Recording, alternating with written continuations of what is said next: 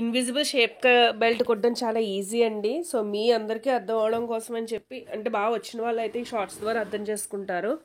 So ఎవరికైతే అర్థం కాదు నేను లింక్ డిస్క్రిప్షన్లో ఇస్తాను, వాళ్ళు దానికి వెళ్ళి చూడండి. సో ఫస్ట్ మనం ముందుగా షేప్ బెల్ట్ని ఈ రకంగా యాజ్ యూజువల్గా ఎలాగైతే కుట్టుకుంటామో ఆ రకంగానే మనం కుట్టుకుని, సో ఇందులో 3 పొరలు వేసుకుంటాం కాబట్టి మనం ఎగ్జాక్ట్గా షేప్ బెల్ట్ స్టిచ్చింగ్ అయిపోయిన తర్వాత ఎక్స్ట్రా పార్ట్ని మనం కట్ చేసుకోవాలి. సో అలా కట్ చేసుకున్నాక ఎక్కడైతే మనం హుక్స్లు పట్టి దగ్గర కట్ ఇచ్చుకుంటామో అక్కడి నుంచి 2 పొరలు అనేవి మనం షేప్ బెల్ట్కి అటాచ్ చేసుకుని మిగిలిన ఒకదాన్ని బ్యాక్ సైడ్కి పెట్టేయాలి. సో ఇలా స్టిచ్ చేసిన తర్వాత మనం మొత్తం పైన బ్లౌజ్ అంతటినీ కూడా ఈ రకంగా ఫోల్డ్ చేసుకుంటూ జాగ్రత్తగా మనం ఆ పక్కన ఉన్న అంచుకి దీన్ని కలిపి స్టిచ్ చేయాలి.